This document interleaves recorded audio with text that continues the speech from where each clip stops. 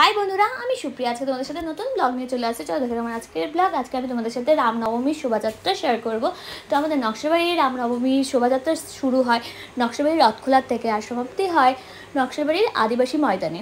তো এখানে দেখো ধীরে ধীরে লোক আসা স্টার্ট করে দিয়েছিল। তো এখানে অনেক ভিড় হয়েছিল আজকে। তো দেখো খুব সুন্দরভাবে এখানে ডিজে নিয়ে গান বাজনা করতে করতেই যাচ্ছিলো শোভাযাত্রাটা। আর দেখো এত ভিড়, আমরাও হাঁটতে হাঁটতে তো আদিবাসী ময়দানে পৌঁছে গেছিলাম। তো ঢুকতে এত ভিড় না, সবার গায়ে ঢলে ঢলে মানে ঢুকতে হচ্ছে, এতটাই ভিড় হয়েছে। তো এখানে রাম ঠাকুরকে প্রথমে গিয়ে দর্শন করলাম, এত ভালো লাগলো দেখে, একদম মিষ্টি একটা মুখ। তো দেখো এখানে অনেক ভিড় ছিল, অনেক ভিড় ছিল। খিচুড়ির জন্য এত ভিড়, এত ভিড়, মানে পাতা পাওয়া যাচ্ছে তো খিচুড়ি পাওয়া যাচ্ছে না, খিচুড়ি পাওয়া যাচ্ছে তো পাতা পাওয়া যাচ্ছিল না, এই অবস্থা। আর অনেকেও যারা খিচুড়ি পেয়েছে তারা বসে খেতে পারছে না, মানে দাঁড়িয়ে দাঁড়িয়ে তারা খাচ্ছে। অনেকে জায়গা পেয়েছে, অনেকে আবার খিচুড়ি পেয়েছে কিন্তু অর্ধেক খাচ্ছে অর্ধেক ফেলাচ্ছে। তো এরকম ছিল সিচুয়েশনটা, মানে খুব কিন্তু ওভারঅল সব ভালো ছিল। আর মাঠটাকে এত সুন্দরভাবে সাজানো হয়েছিল।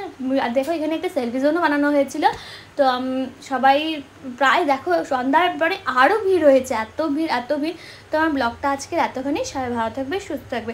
অবশ্যই আমার ব্লগ যদি ভালো লাগে লাইক শেয়ার কমেন্ট করবে। আজকের মতো টাটা, জয় শ্রীরাম, টাটা।